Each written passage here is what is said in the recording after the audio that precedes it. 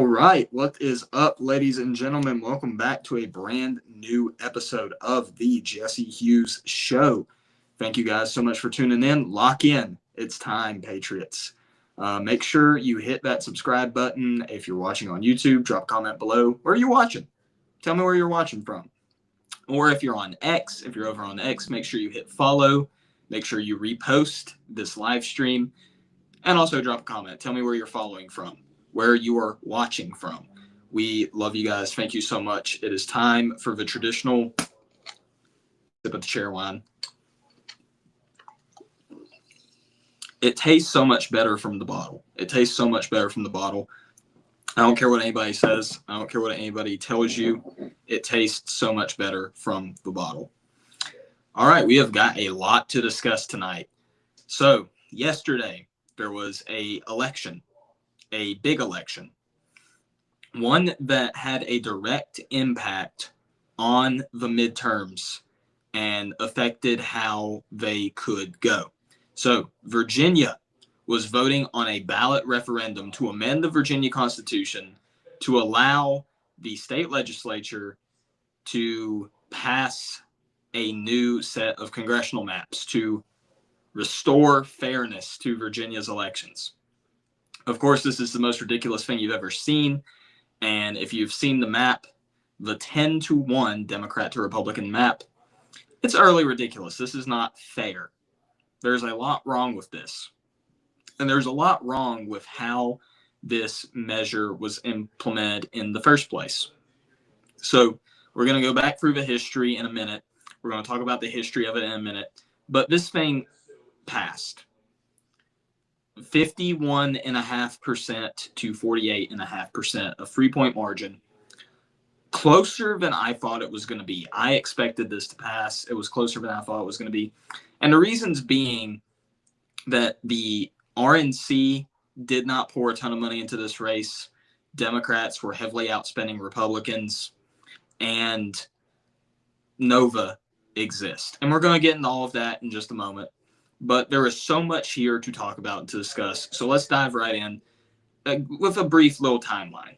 So for context, the way that Virginia ballot referendums on amendments are supposed to go is if there's a proposed constitutional amendment, the state legislature has to vote and pass it once.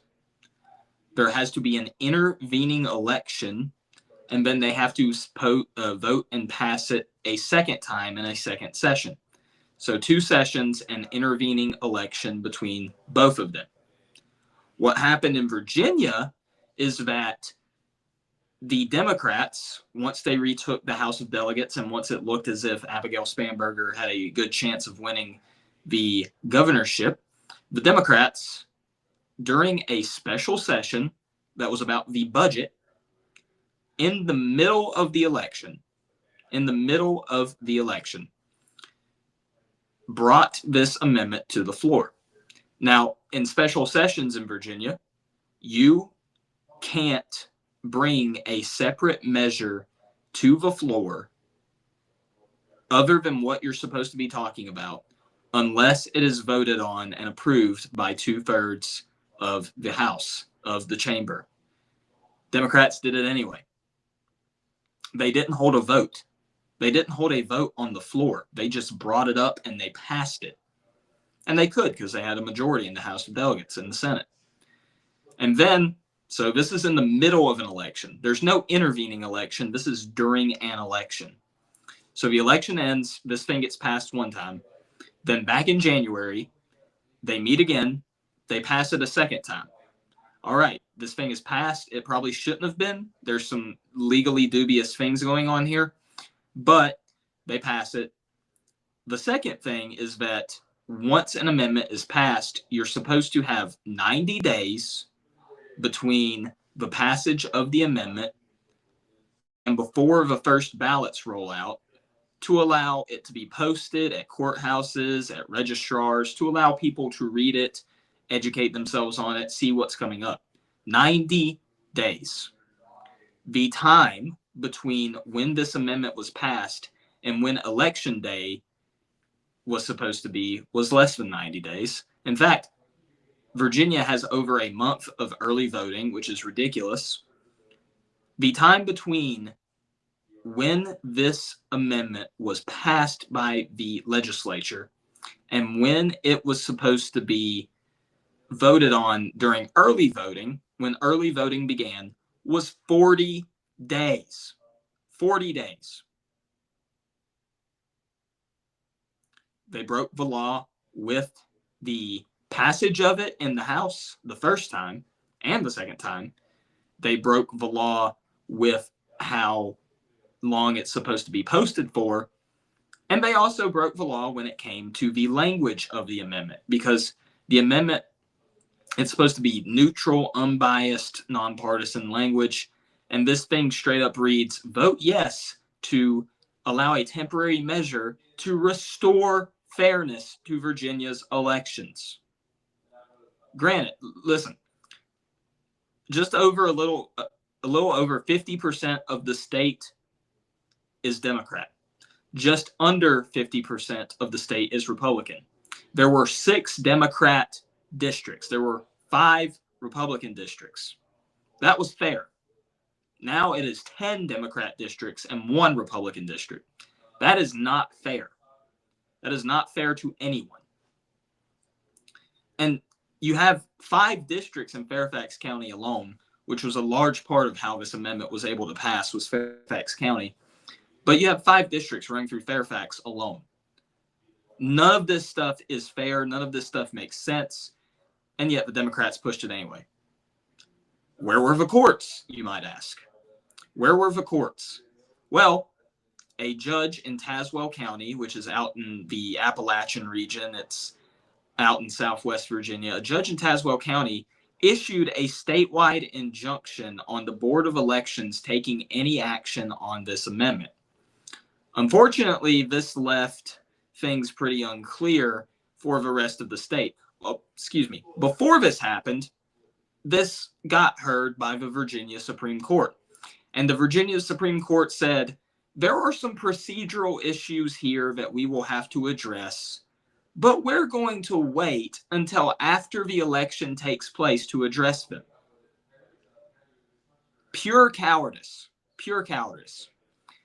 They could have stopped this in its tracks at that moment, but instead they decided to punt and wait. Insane. So this judge in Tazewell County puts this statewide injunction on the Board of Elections. There is no guidance whatsoever on what local registrars are supposed to do. So here in Lynchburg, Virginia, where I am currently residing, where I currently go to school, the city council voted to basically file a lawsuit to sue the state to figure out what are the local registrars supposed to do. And they brought in Tim Anderson, former delegate, great guy. They went to court, brought this before a court, brought this before a district court judge here in Virginia, in Lynchburg. And unfortunately, the district court judge decided that he did not have subject matter jurisdiction over the lawsuit. So he threw it out. Once again, act of cowardice. We could have stopped this thing in its tracks, but unfortunately, our judicial system failed us yet again. So this thing went to the voters. And last night, 51-48, essentially, the voters chose to allow this amendment to go through. This was a winnable race. This was a race that we could have succeeded in. But alas, that did not happen. And part of the reason for that is because Democrats heavily outspent Republicans, and the RNC was nowhere to be found. We've got to realize that things like this are important and deserve attention. Virginia is not totally a lost cause yet. Things look pretty bad, but it's not a lost cause yet. There are still actions we can take, and I'll get into those in a moment. But this could have been the testing ground. This could have been the proving ground, showing we can still compete in Virginia. Nova aside, Northern Virginia aside, Richmond aside, we can still compete in this state. And yet the national Republican apparatus was nowhere to be found. Now, there were groups within the state who were doing good work and doing a lot of work to try and fight this thing. The Family Foundation of Virginia, Family Foundation Action, Turning Point Action, Gen Z Coalition, Virginians for Fair Map. No, yes. I believe it's Virginians for Fair Maps. There were groups around the state who were fighting hard to try to stop this, to try to convince people to vote no. I went door knocking with Turning Point. I talked to a ton of voters. Most of the voters I talked to had a plan to vote no or had already voted no. These things, these people saw through the charade that the Democrats were trying to present and said, we're not doing this. We're not going to deal with this. Unfortunately, though, Nova still exists. Northern Virginia still exists. We can be competitive in this state, but we also have to do something about Northern Virginia. And that's where one of the ideas that has been circulating recently comes into play. The northern part of Virginia, part of the northern part of Virginia, used to be part of Washington, D.C. In the Constitution, it specifies there will be a 100 square mile, 10 mile by 10 mile section between Maryland and Virginia that will be designated as the state's capital. Before the Civil War, Virginia annexed, essentially, Arlington and Fairfax County and that area in order to partially preserve slavery in those spots. And so they became part of Virginia. However, there's a lot of contention over whether or not that was actually done legally, whether or not that actually passed. There are a lot of people who claim, maybe with some validity, that that was not a legitimate land grab. And so there is a case to be made that DC can and should reabsorb those parts of Northern Virginia. That would remove a lot of voters. That would remove a lot of people from Virginia and essentially make Virginia a light red state again. It needs to be done. Trump can do it right now. He can do it through an executive order. He can direct the DOJ to sue to get it back. It can be done. And so that is one thing that needs to be done. The second thing that needs to be done is we need a better party structure in this state. We need to rebuild the Virginia Republican Party basically from the ground up and build an infrastructure and get sufficient resources to actually be able to fight these things. This could have been beaten. A 3-point margin is not that big of a difference. This thing could have been beaten. If we would have just had more money, more volunteers, more resources, could have done it. And then the other thing that needs to be done is nationally. Every red state legislature in the nation needs to get together this week or next week and push through redistricting efforts. If they're going to do it here in Virginia, we've got to do it all across the nation. We've got to get every red state doing this, getting as many Democrats out of Congress as we possibly can.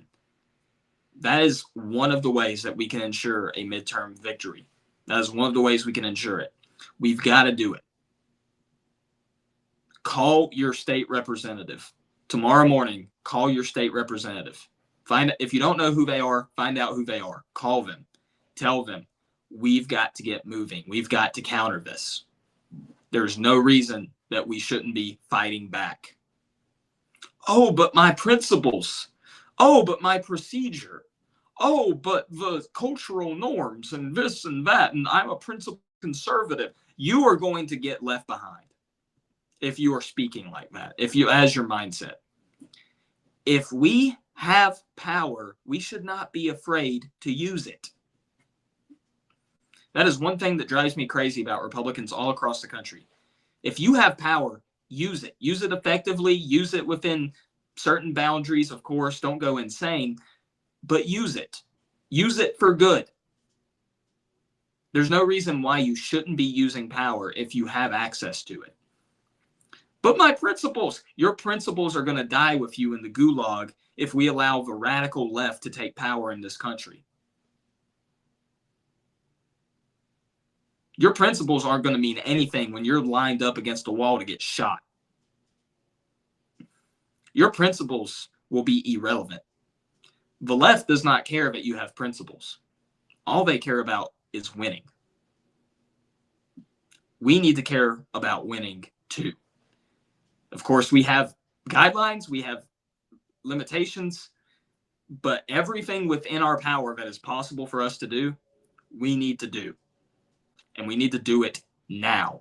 There is no use in waiting. There's no use in waiting.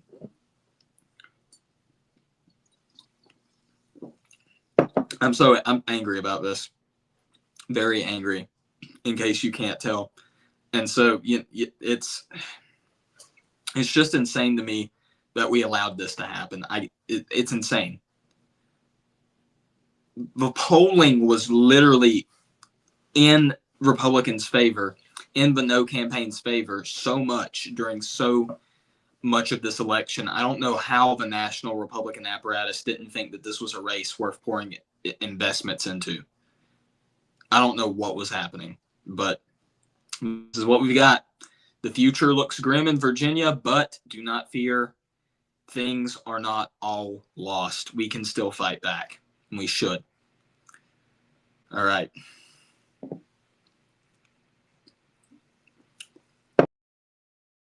But before we do, I want to show you a few cool pins. I want to show you a few cool pins that I have. You know, I wear a suit every day.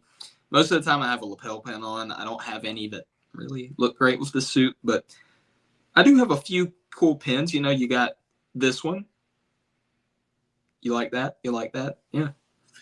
You got, oh, who's this? Oh, it's Pat Buchanan. Check that out. It's Pat Buchanan. Oh, that's nice.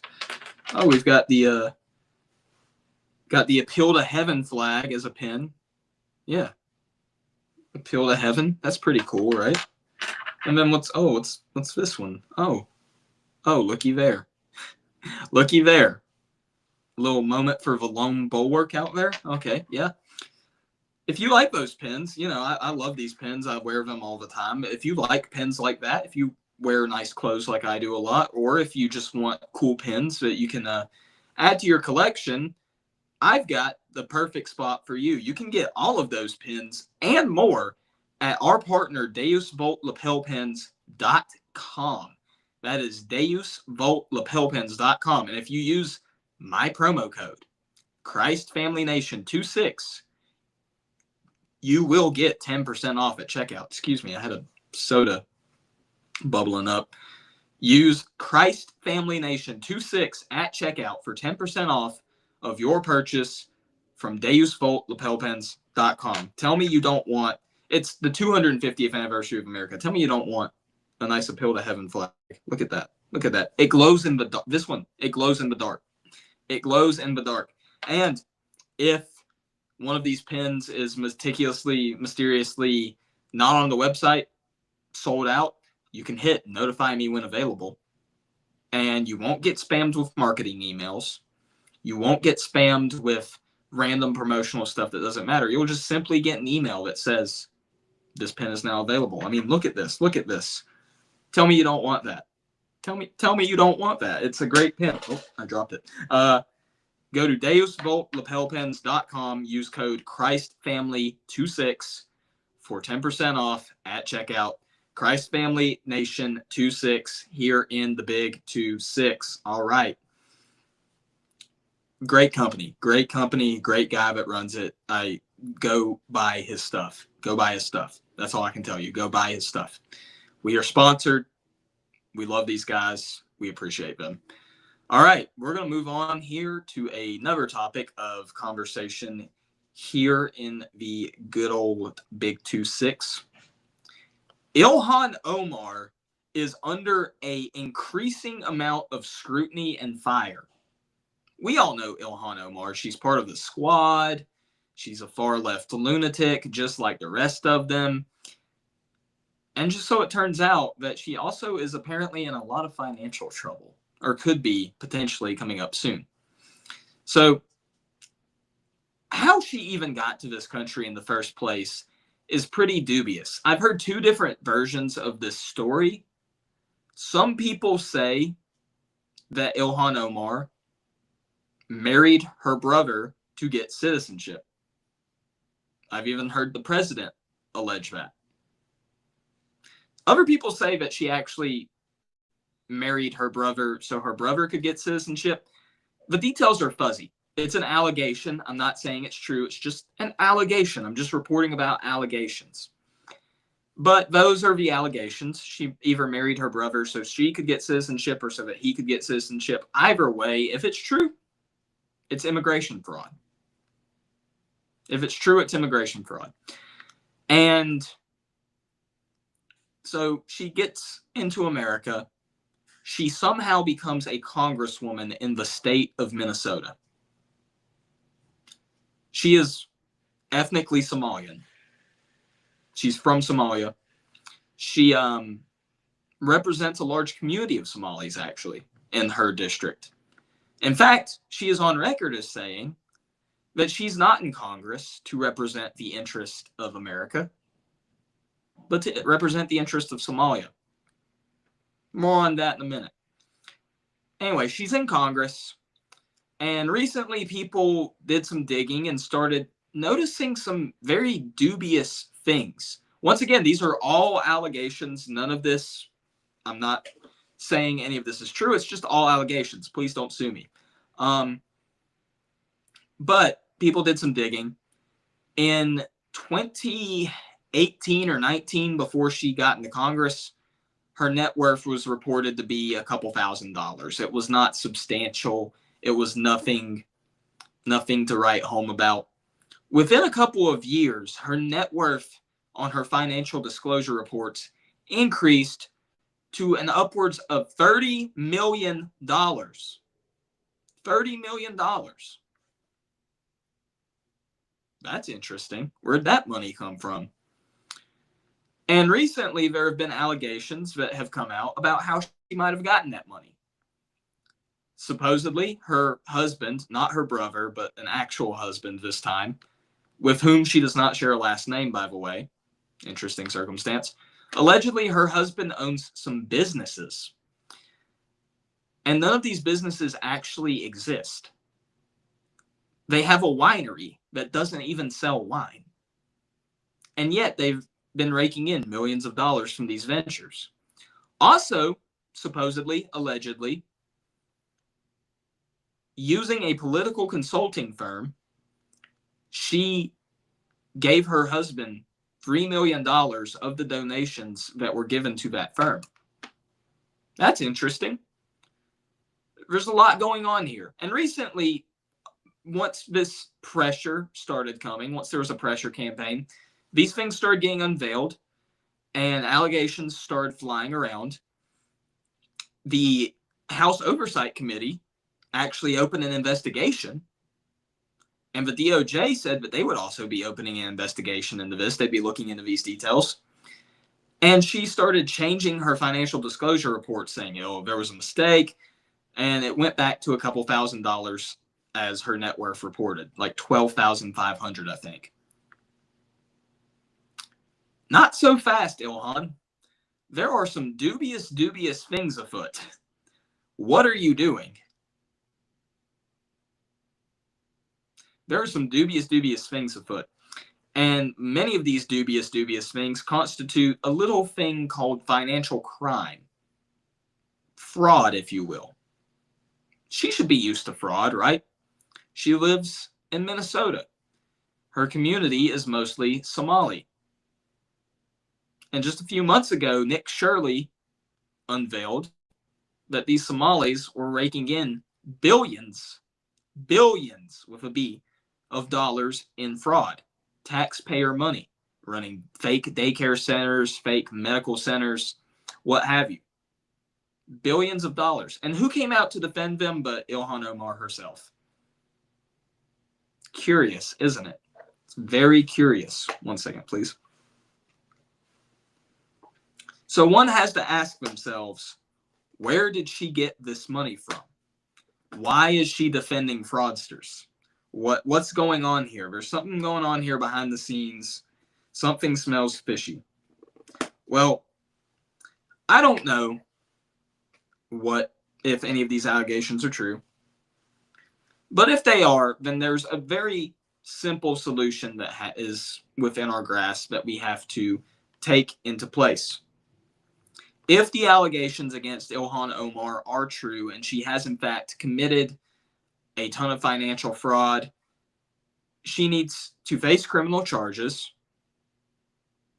She needs to pay restitution to whoever she stole this money from. And she needs to be denaturalized and deported from this country.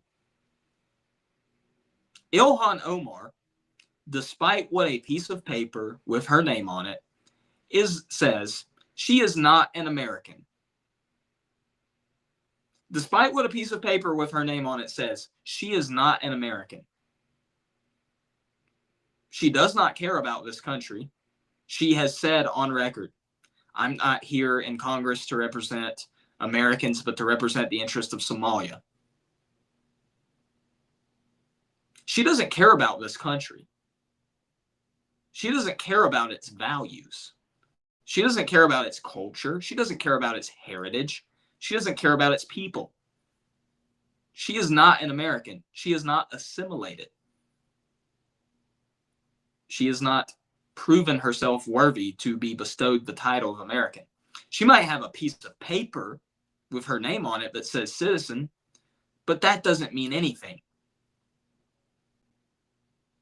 She is about as American as the King of England. She is not an American. And that has been made very clear during her time in Congress. And so she needs to be expelled from Congress. She needs to face criminal charges. And she needs to be denaturalized and deported. Send her back to Somalia.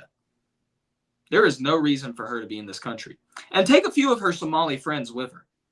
The people who are up there committing fraud, the people who are up there stealing billions of dollars of taxpayer money, send them back too. They don't need to be here either. We need to get really comfortable with the idea of denaturalizations because there's a lot of people like this in this country who should not be here. We all love mass deportations. We all want to see all of the illegal immigrants go. We all voted for that in 2024. Well, now it's time to take it a step further. We need to continue the mass deportations. We need to continue getting illegals out of this country. But as part of that, we also need mass denaturalizations. There are millions of people in this country who do not deserve to be here, who should not be here, who are not here because they love this country, they love its heritage, they love its values, and they want to attach themselves to that. They are here simply because they want to see what they can get from this country and how much money they can make. Often illegally, sometimes legally, but still, they're not here to do anything or to celebrate. They are here to take advantage. They're here to get theirs. And what's crazier and stupider than the fact that these people act like this is the fact that we let it happen. We opened our doors in the 1960s to millions of people from across the third world. The Hart-Celler Act allowed millions of people who should not be in this country, who do not deserve to be in this country, to come here. All of them need to go. Hart-Celler needs to be repealed. And there needs to be mass denaturalizations and deportations. And once all of them are gone, while we are doing all of that, we need to have an immigration moratorium. And once all of them are gone, every single one of them, we need to completely ban migration from the third world. Incompatible with the United States of America. Their culture is not compatible with ours. They should not be here. They don't deserve to be here. They are not assimilating. They're not learning English. They're not teaching themselves about our values. They're not trying to assimilate themselves to our values. They don't care about our culture. They don't care about our heritage. They don't care about anything except what they can get out of us. They shouldn't be here. Send them all back. I want more guys like the South African farmer. There's been a video going around of this guy. He's one of a few thousand refugees. The Trump administration drastically slashed the amount of refugees allowed into the United States. Most of them so far have been white South African farmers.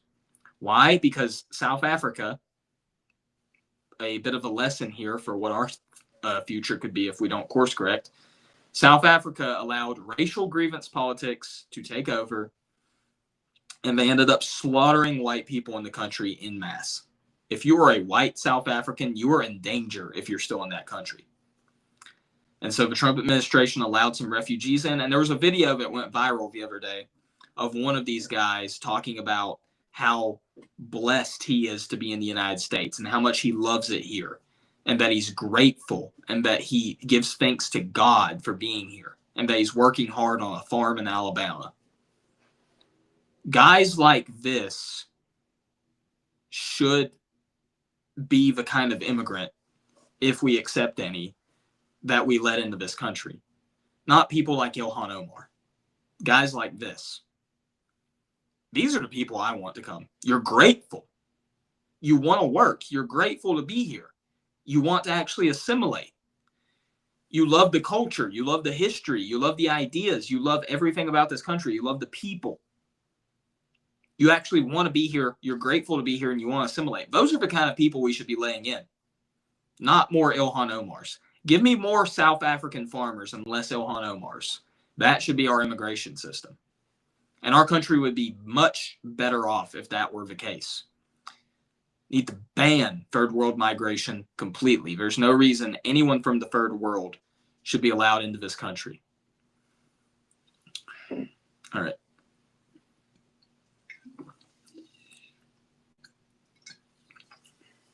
We've got a little bit of time left. If you got comments, questions, so forth, etc., drop them in the chat. I'll interact with them and read them. Let's see. There's been a lot going on recently. Trying to think of what else I want to discuss here tonight. There's some interesting stuff going on with the Ethics and Religious Liberty Commission of the Southern Baptist Convention. We can talk about that for a minute. I need to get William Wolf back on the podcast sometime soon to go into detail about this. But the Ethics and Religious Liberty Commission, under their previous president, Brent Leverwood, they did a lot of things that made a lot of Southern Baptists very angry, such as signing on to the Evangelical Immigration Table, a Soros-funded group that was pushing amnesty. They stood against abolition bills in some states where they actually had a chance of passing for abortion. They, the ERLC, signed on to some gun control legislation in Tennessee after the Covenant school shooting. Tragic tale. Another good example of transgender violence, by the way. The RLC has done a lot of very negative things. And so they recently, within the past few months, they fired Brent Leverwood. And now they've got this new guy who they've approved to become the new president. His name is Evan Lanau. Evan Lanau. He is a professor at Mississippi State College. No, not Mississippi State. Mississippi College, I believe it is. And not much is known about this guy. He's got a pretty low profile, which could be a good thing, could be a bad thing. But the interesting thing about this is that he doesn't appear to have any political experience or connections. Historically, the ERLC has been a political lobbying group for the Southern Baptist Convention. And so there's been speculation about whether or not this means that they're going to kind of move away from that and move more into the ethics kind of side, like supporting pastors, telling pastors, here's how you should talk about big issues like abortion, gay marriage, etc. I would be fine with that as long as they're actually counseling pastors on the correct way to talk about these issues and not just using it as a way to push more liberalism into the Southern Baptist Convention. But the thing is, I think it's weird to say this, but the denomination should have a lobbying arm because we want our interest as Christians to be represented in government. So it might be a good thing for the ERLC to move away from that, but there still needs to be some sort of lobbying arm for the interest of Southern Baptist, evangelicals, Protestant Christians, etc., in government to push forward what actual Christians want to see happen in this country. That's just my thoughts on that.